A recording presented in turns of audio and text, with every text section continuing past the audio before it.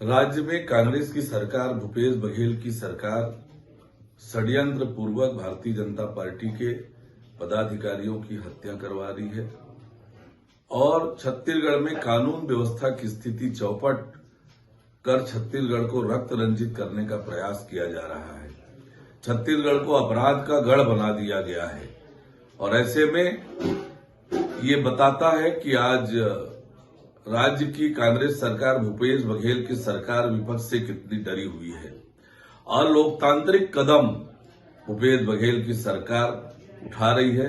भूपेश बघेल को न तो संविधान पर भरोसा है, न लोकतंत्र पर भरोसा है। आज सरकार डरी हुई है, लेकिन छत्तीसगढ़ को बचाने के लिए भारतीय जनता पार्टी आज जगदलपुर में बड़ा प्रदर्शन करने वाली है और कल पूरे छत्तीसगढ़ में चक्का जाम आंदोलन करने वाली है। भूपेश बघेल जी को याद रखना चाहिए कि 2003 से पहले जो सरकार बनी थी छत्तीसगढ़ में, उसने भी इसी प्रकार से तानाशाही और अलोकतांत्रिक कदम उठाए थे, जिसे छत्तीसगढ़ की जनता ने उखाड़ कर फेंका था। भारतीय जनता पार्टी विपक्ष की भूमिका निभाएगी, पूरी दमदारी से निभाएगी और छत्तीसगढ़ के 2.5 करोड़ जनता के हित में लगातार हम लड़ेंगे, संघर्ष करेंगे। मीडिया से जानकारी लगी है कि डीजीपी ने बस्तर की घटना को लेकर जांच के लिए एनआईए को पत्र लिखा है। भूपेश बघेल जी को यह स्पष्ट करना चाहिए कि क्या अब उन्हें एनआईए के जांच पर भरोसा हो गया है, क्योंकि पहले वे लगातार एनआईए के जांच पर प्रश्न उठाते रहे हैं और लगातार इस विषय पर वे बहुत कुछ बोलते रहे हैं और अब इस तरह के गंभीर पत्र को सार्वजनिक किया जाना ये स्पष्ट करता है कि राज्य सरकार ऐसे गंभीर मामलों पर भी राजनीति कर रही है। राज्य की प्रशासनिक अमला किस तरह काम कर रही है, ये भी इस पत्र से स्पष्ट होता है और राज्य के प्रशासनिक अधिकारियों में कितनी गंभीरता है, ये इस बात को भी स्पष्ट करता है। यह पत्र इस बात को भी स्पष्ट कर रहा है कि राज्य सरकार कानून व्यवस्था पर नियंत्रण अपनी खो चुकी है। राज्य के लोगों को सुरक्षा देने में राज्य सरकार असफल हुई है और घटनाओं की वो जांच करने में भी पूरी तरह से सरकार फेल हो गई है। ये इस बात को दर्शाता है कि अब उन्हें राज्य में घटित घटनाओं को जांच के लिए एनआईए को पत्र लिखना पड़ रहा है। हम लगातार इस बात को कहते रहे हैं कि राज्य की कांग्रेस सरकार ने, भूपेश बघेल की सरकार ने जन घोषणा पत्र के एक भी वादे पूरे नहीं किए हैं। इन्होंने छत्तीसगढ़ की जनता को, छत्तीसगढ़ के हर वर्ग को धोखा देने का काम किया है।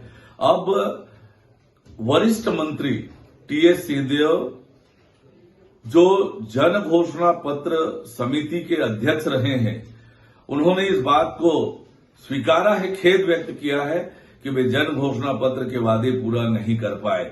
अब जब जन घोषणा पत्र समिति के अध्यक्ष श्री टीएस सिंहदेव ने ये स्वीकार कर लिया है कि उन्होंने जन घोषणा पत्र के वादे पूरे नहीं किए हैं, तो अब भूपेश बघेल जी को और समूची कांग्रेस पार्टी को छत्तीसगढ़ की जनता से माफी मांगना चाहिए और खेद व्यक्त करना चाहिए कि वे छत्तीसगढ़ के जनता के साथ उन्होंने धोखा किया है, छत्तीसगढ़ की जनता को ठगने का काम किया है।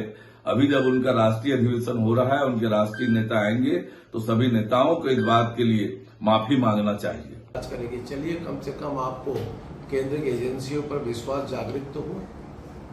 यही वह कांग्रेस पार्टी है जो एनआईए के ऊपर प्रश्नवाचक चिन्ह लगा रही थी। झीरम घाटी हत्याकांड के बाद में फिर मैं इस बात को रिपीट कर रहा हूँ आपके बीच में कि झीरम में हत्या हुई है, वह भी हमारे छत्तीसगढ़ के बड़े नेता थे, किसी पार्टी समाज वर्ग से ऊपर उठ करके छत्तीसगढ़ मातारी के बेटे थे।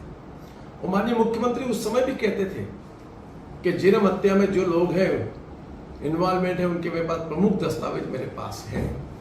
मैं आज फिर कांग्रेस पार्टी के नेताओं से आग्रह करता हूं, माननीय मुख्यमंत्री से आग्रह करता हूं और देश के कांग्रेस पार्टी के सर्वोच्च नेता छत्तीसगढ़ में अधिवेशन में आ रहे उनसे आग्रह करता हूं कि अगर वाकई में वो कांग्रेस के जो शहीद हुए नेता उनके प्रति आपके मन में थोड़ी भी श्रद्धा है तो मुख्यमंत्री से कहिए, जो आपने सार्वजनिक विधानसभा से लेकर आपने सार्वजनिक कहा है कि मेरे वहां पर हत्याकांड के अंदर इन्वॉल्वमेंट लोगों के मेरे पास दस्तावेज, प्रमुख दस्तावेज हैं, उसको सार्वजनिक करें, वरना सिर्फ कांग्रेस लाश के ऊपर राजनीति करना बंद करे। और हमारे कार्यकर्ता जो शहीद हुए, आज जब भारतीय जनता पार्टी सड़कों पर आ गई है, तब आप एनआईए की एजेंसी के ऊपर जांच करें। हम स्वागत करते हैं उसका, इसलिए कि आपके केंद्र की एजेंसी के ऊपर आपका विश्वास जागृत हुआ। भारतीय जनता पार्टी की है कि नक्सल मुक्त छत्तीसगढ़ होना चाहिए, उसके लिए कृत संकल्पित है भाजपा, यही हमारा उद्देश्य है। सीएम ने जीएसटी को लेकर एक बार फिर से ट्वीट किया। डाउनलोड करें अमर उजाला ऐप और पाएं खबरें लगातार। अगर आप ये वीडियो YouTube पर देख रहे हैं तो हमारे चैनल को सब्सक्राइब करें और बेल आइकन को दबाना ना भूलें। अगर आप Facebook पर ये वीडियो देख रहे हैं तो हमारे पेज को लाइक करें।